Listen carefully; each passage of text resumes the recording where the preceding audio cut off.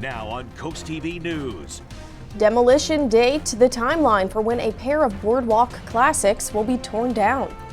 Safety upgrades to one major bridge at the beach, what you can expect. And a full room at the Lewis Public Library, what a new series focused on local government is all about. Drying out and warming up into the weekend as it cools off. A whole potpourri of things you're going to love for your weekend forecast. This is CoastTV News at 5. Walking past barricades on the Rehoboth Beach Boardwalk. Good evening. I'm Christina DeRobertis. And I'm Charlie Sakaitis. We begin tonight with the city of Rehoboth Beach laying out the next steps for a massive hotel project. This is what the site of the old grottos on the north side of the boardwalk has looked like all summer. A new hotel is set to go in its place, but before any of that can happen, Zelke's and the building where the old Dolls sign used to be also have to be torn down. CoastTV reporter Brandon Ferguson joins us live now in Rehoboth Beach. Brandon, more demolition permits were just submitted to the city. Christina, Rehoboth's communication director says if these demolition permits do get approved, that would start a 30-day period, a public notice period, before these buildings will hit the ground. Whether you're walking on the boardwalk or riding your bike, chances are you've passed these barricades and wondered what's going on with the One Rehoboth Avenue Hotel project. It's a little big for the boardwalk. I hope it's a big benefit for the retail operators. The project was approved in January by the city and will offer 4 stories, 60 rooms, and ground level retail and restaurant space between Rehoboth and Baltimore Avenue. After the old grottos was demolished earlier this summer, the city says demolition permits were submitted on September 15th for the rest of the buildings involved in the project, the Zelke's and Old Dolly's. Ann Mosher and Carl Hosfeld have a summer house in Rehoboth and like the boardwalk the way it used to be. I'll be honest, I'm an old-fashioned person and I like the good old days before all the lights and bells and whistles, so it looks like it'll be pretty, but not my favorite idea. Developers for the One Rehoboth Avenue Hotel include Grotto's Pizza themselves and the Onyx Group. That's a commercial real estate company, and according to these renderings here, you can see Grotto's Pizza will be coming back, as well as Whiskey Jack's. Rehoboth Beach local Sandra Batterden is looking forward to what the hotel will bring to the area, but Batterden says people can't expect this to be done overnight. Construction takes a lot of time, so people need to be patient, but there will be payoff in the end. Not everyone loves the change, but the sound of progress is as steady as the waves. The city says pending approvals on those permits, they could expect demolition to begin right here on these buildings from mid to late October. Live in Rehoboth Beach, Brandon Ferguson, CoastTV News. And there are 2 other hotel projects in Rehoboth that have also been approved by the Planning Commission. First, the Bellhaven Hotel that would replace the Candy Kitchen on the corner of Rehoboth Avenue. The 4-story hotel would feature 105 rooms and an underground parking garage.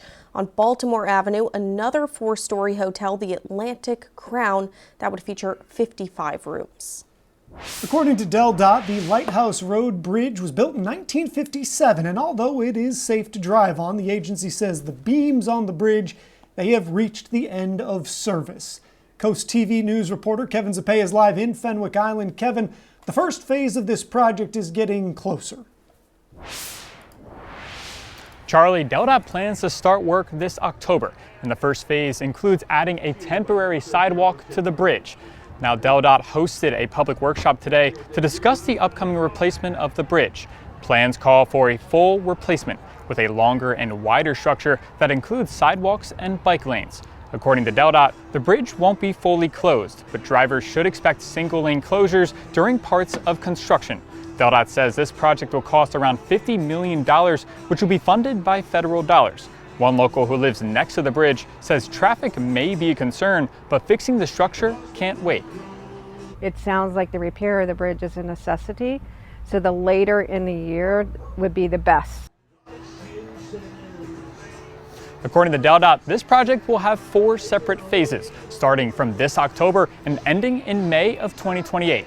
I'm Kevin Zappé, live in Fenwick Island, Coast TV News.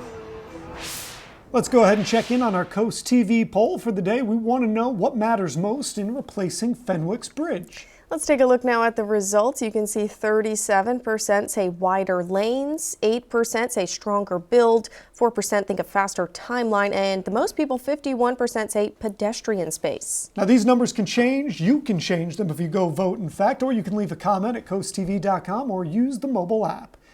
We're taking a live look into Dover right now. Let's check in with our First Alert Chief Meteorologist, Paul Williams. Paul, what is the Thursday looking like? Oh, it's looking good because we're seeing now a break in the clouds. We're at 73 degrees. We're going to drop to 68, but we will clear out overnight, which is beautiful. In the 70s is where we rise right now. We're at 77 in Milton, as well as Long Neck. We're 7 to 5, even up to 9 and 11 degrees warmer. We're trending up here, and a couple of sprinkles occasionally. Not enough to really sweat about, to be quite honest. And we have high pressure control of our weather. Here's a look at your evening planner. We're planning on it staying clear for the rest of the night. More on your forecast coming up later. Okay, thank you, Paul. Well, in honor of impending celebrations of the 250th anniversary of our country, a group in Lewis is putting on a series to highlight transparency in local government. Madeline Overturf was one of the journalists asking questions today. She joins us live now from the Lewis Library. Maddie, organizers say freedom of the press is integral in celebrating the Constitution. Christina, for a little less than 2 hours, myself and a fellow journalist were here inside the Lewis Public Library with, I would say, about 100 members of the community who are all there to listen to an open interview and dialogue with the mayor of Lewis, Amy Marasco. This was the first event in the Shine a Light series, which is aimed at increasing government transparency. We covered a wide range of topics today, specifically about Lewis, as we did interview the mayor, and some of the issues that came up were parking. The mayor says she wants to implement a public-private partnership with golf carts to maybe shuttle people in throughout town. We also talked about how government can be efficient when it still must adhere to guidelines for timing. For example, an ordinance before it is made legal has to be read 2 times, and that's at least 2 meetings, so probably bare minimum about a month. It was something that also brought members of the public out to ask their own questions. So they heard us ask questions, they asked questions, and organizers say it's really just about creating this civic discourse and honoring the freedom of the press. Today we launch the Shine a Light series, which is a whole program, a series of programs to bring transparency, meaningful transparency to local government, whether it be at the executive level or at the local level. So we're really kind of excited, and we're launching today with an interview by 2 members of the press. And actually at today's meeting, Representative Alana Berry, who was just elected, and Senator Russ Huxtable, they did raise their hands and said they would be happy to take part in the next upcoming series. And the organizers also would like the governor, lieutenant governor, all levels of government to take part. So again, those questions can be asked on a personal level, and we'll continue to do our best to exert those freedoms here. Reporting live at the Lewis Public Library, I'm Madeline Overturf, Coast TV News. According to the Office of the Maryland State Fire Marshal, a structure fire in Salisbury this morning was caused by an unattended candle. On your screen now are the pictures of that fire. The office said the fire broke out about 10:30 a.m. in a single-story home on Pine Way. And according to the fire marshal, no injuries were reported, but damage is estimated at $25,000. Reaction from the right and left coming in swiftly after Disney indefinitely suspends comedian Jimmy Kimmel. This after Kimmel made comments about MAGA and the suspect in the Charlie Kirk murder. As NBC's Melanie Zanona reports, President Trump is praising the suspension, while Democrats say the government is censoring free speech. And NBC did reach out to Jimmy Kimmel, but has not heard back. Our very special guest tonight. Late night TV has lost another comedian. Disney ABC indefinitely suspending Jimmy Kimmel last night after the host's comments on Monday about the man accused of killing conservative activist Charlie Kirk. The MAGA gang desperately trying to characterize this kid who murdered Charlie Kirk as anything other than one of them, and doing everything they can to score political points from it. Those words angering conservative critics. Today in London, President Trump praising the move. You said a horrible thing about a great gentleman known as Charlie Kirk, and Jimmy Kimmel is not a talented person. He had very bad ratings, and they should have fired him a long time ago. Federal Communication Commission Chairman Brendan Carr criticized Kimmel's comments and suggested on a conservative podcast that there was a strong case for action against Disney and ABC. Hours later, Nexstar, the largest owner of local stations, declared none of its markets would run The Kimmel Show. Carr says local stations have the right to preempt programming it doesn't like. We're in the midst of a massive shift in dynamics in the media ecosystem for lots of reasons. Again, including the permission structure that President Trump's election has provided. Nexstar is in the midst of a $1 billion acquisition with another media company that needs FCC approval. President Trump nominated Carr to chair the agency that oversees licenses for broadcast stations. The FCC does not supervise cable networks or the internet. Fellow comedians took to Kimmel's defense on social media.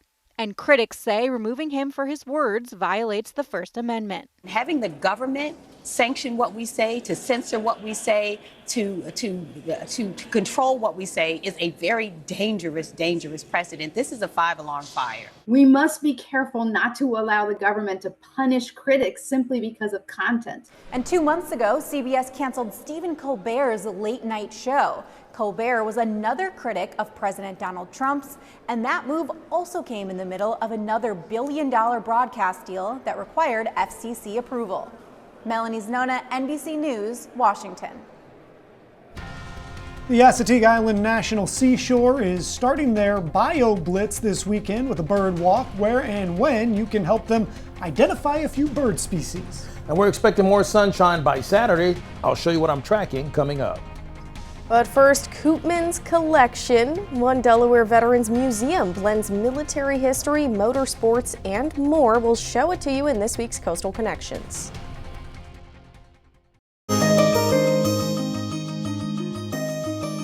From the romance of racing to the heartbreak of war, one Delaware man seems to have done it all. But instead of telling you about his life experiences, he prefers to show you. In this week's Coastal Connections, Emma Aiken introduces us to a man who has turned his incredible life into a private museum. Look, you could feel the helmets. Crazy. That's something? You see, it's all sealed up yet. That's how most interactions go at Walter Koopman's private museum in Lincoln. But I really enjoy this because this is all very educational history, okay? There's nothing that you wouldn't want to show Grandma.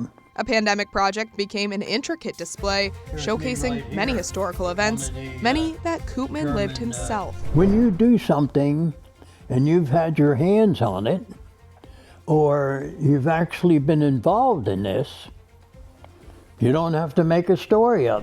Koopman says it's those firsthand experiences, like being the first American to win the Prix de Paris, that make it easy to give people a memorable visit. And these are all the places that I've raced in Europe and then all over the United States. All things cars, small models, to super speed racers that he's driven, each collectible with a unique story that Koopman can tell.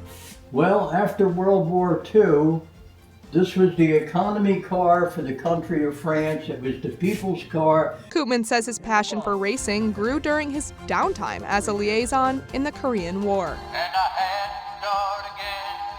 After serving in the Korean War and spending 27 total years in the Army, Koopman wanted to make sure Korean War veterans are remembered and represented here at home. He helped bring this memorial to Georgetown. And since it's Sussex County, these are the 14 names of the deceased who were actually killed in action. Koopman's museum showcases many eras and groups. The Korean War, the Vietnam War, the Tuskegee Airmen, World War II, International Automotive Racing, and the Sports Car Club of America. He did 400 and 9 combat missions between World War II, Korea, and Vietnam. And a lot of the memorabilia represents Koopman's dedication to serving others. I would want people to remember me as a giving person. Beyond his military service, Koopman is involved with the Korean War Veterans Association, the Cheer Community Center, and has served in countless other ways through historical exhibition, advocacy, and outreach. My thing is public service. Which is why Koopman's collection is free to visit. He only requests that you schedule an appointment so he can be directly involved in shaping your experience. From wheels to wings and a world of wisdom, Koopman leaves us with this. I believe that life is a special occasion, and don't let it pass you by. Enjoy every day, because we have no guarantee we'll be here tomorrow. For Coastal Connections, I'm Emma Aiken. WRK, you know, what's his name, put him on there. Well, with this forecast, we're going to ride into a beautiful sunset because the cloud cover is going to be in our rear view mirror. In Dover, where it's 78 degrees, we'll drop to 70, clear skies in Dover. 70s right now throughout Delmarva, 77 in Gumboro, Dagsboro, Salisbury, Delmar, as well as Laurel, and we're holding at 77 degrees right now in Harrington. We had a high of 76 in Georgetown, 77 for the high in Salisbury, as well as Cambridge. Live radar, we're seeing just all the cloud cover just melting steadily away and high pressure in control of our weather. And with that high pressure in place, we're going to enjoy parting skies and blue skyline. Increasing sunshine for tomorrow to the point that look at where we end up. 86 in Rehoboth and Lewis, as well as Georgetown and in Millsboro. Then we'll warm to at least 81 degrees in Cambridge, 85 in Vienna, and we'll get up to about 83 in Snow Hill, 85 in Berlin. You see, Friday, going throughout the weekend and Saturday, we're going to stay pretty cool in the morning time to about, let's say, the upper 60s to low 70s. But look at the clear skies. That's the whole point I want you to catch on to. Now, by Saturday morning, we'll see the winds coming out of the northeast. Temperatures will be in the 70s. It'll feel a little cooler than that, but it'll just have just enough moisture to keep it kind of on the comfortable side. So with this long term, I want to do something that those of us who have arthritis, this is a new deal for you here. We're looking at, for example, we're in the green all the way till we get to Sunday, and Monday we're going to be in the yellow as far as the aches are concerned. But our ache alert is going to be for Tuesday morning and Tuesday afternoon when we have another low pressure system that'll pull through, and that's going to make the arthritis act up. Here's a look at your extended forecast. By the way, don't forget, fall kicks in officially on Monday. Thank you again, Paul. The Assateague Island National Seashore is kicking off their week-long Bio Blitz this Sunday. You can join a ranger-guided bird walk starting at 8 a.m. at the Life of the Forest trailhead. The walk is 2 hours, spanning a half mile through the forest and the marsh. Participating in the walk will help the seashore document thousands of species. Tonight on DSN at 5:30, the Scoops and Scores pregame show. Then at 6, it's that Bennett Parkside game, and at 11 p.m., the final score. And on DSN Plus at 5:30, it's Decatur hosting Mardella in girls soccer and field hockey. Milford is at Sussex Academy, and Appoquinimink is at Caesar Rodney for boys soccer in a matchup. Coming up, a meeting tonight about rebuilding striped bass stock. What anglers need to know about possible changes to the Chesapeake Bay rec season. The Atlantic States Marine Fisheries Commission will hold a hybrid public hearing tonight from 6 to 8 p.m. to discuss proposed changes to striped bass management. Maryland anglers take note. The plan includes shifting the Chesapeake Bay recreational season to improve compliance and align access with striped bass mortality rates. The hearing will be held in Dover, also streamed online, and the goal is to rebuild striped bass stocks by 2029 through a 12% reduction in fishery removals. And now here is a live look outside into Laurel. We will have one more check on your forecast after this. In Ocean City, 72 degrees, and we'll drop to 68 under clearing skies by 9 o'clock. Live radar, we're seeing a little bit of cloud cover in place. It's moving quickly out of the way. Our umbrella giveaway winner is George Giddings of Milton. Congratulations. Come by the station to pick it up. Keep up with your forecast by calling our weather line, 443-880-9100. Your forecast is just a call away. Sponsored by the law offices of Brockstedt, Mandalis, and Federico. And here's a look at your exclusive 10-day forecast. Listen, Friday's going to be a really warm summer-like day. Then we're going to fall right into a fall pattern before fall officially falls on Monday. Okay, got it. Thank you, Paul. And thanks to you for joining us for Coast TV News at 5. Fall falls on Monday. Okay, for more news, more local weather, download our Coast TV News app. Inside Edition is up next. And we'll see you later tonight for Coast TV News at 6. Have a great evening.